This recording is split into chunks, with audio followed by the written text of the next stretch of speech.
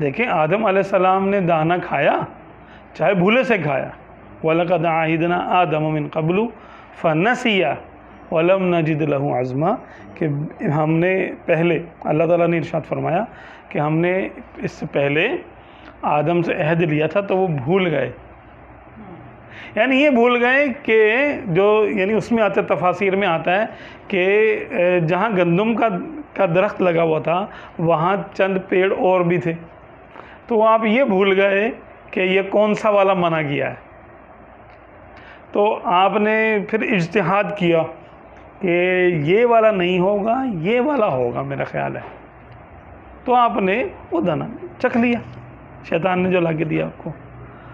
تو لیکن ہوا تو وہ کہ جو اللہ تعالیٰ نے قانون بنا دیا تھا، وَلَا تَقْرَبَا هَٰذِهِ الشَّجَرَةَ فَتَكُونَا مِنَ الظَّالِمِينَ، کہ تم نے اس درخت کے قریب نہیں جانا ورنہ تم ظالموں میں سے ہو جاؤ گے. تو وہی معاملہ ہوا نا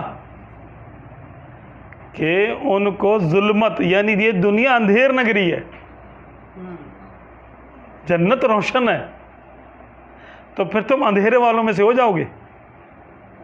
اب دنیا میں یعنی تمہیں جانا پڑے گا، اس کا مقصد یہ تھا کہ زمین پہ جانا پڑے گا. جنت تو اللہ کے خاص نور سے روشن ہے، وہاں سورج تو نہیں ہے لیکن وہاں تو اس کی ایک ایک چیز سے روشنی پھوٹتی ہوگی، پتہ نہیں کیا یعنی کس طرح کا نور ہوگا وہاں پر. لیکن اس کے مقابلے میں یہ تاریک سیارہ زمین،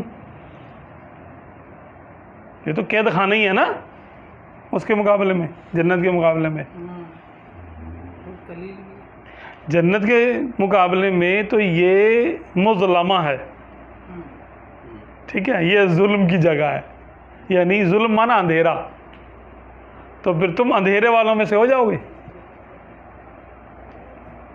ایک معنی یہ بھی ہے نا اس کا. ویسے تو ایک معنی یہ کہ جو اپنے آپ، یعنی اللہ کی نافرمانی اگر کوئی کر دے یا کسی سے خطا ہو جائے تو گویا اس نے اپنی جان پہ خود ہی ظلم کر لیا، تو وہ اپنی جان کا ظالم ٹھہراتا ہے، کہ یعنی کہلاتا ہے وہ. لیکن انبیاء کرام کی کیونکہ شان اونچی ہے، ان کے لیے ہم یہ معنی نہیں کرتے. ہم ان کے لیے ایسا معنی کرتے ہیں کہ جو جس سے ان کی شان یعنی رفعت نشان پر کوئی حرف نہ.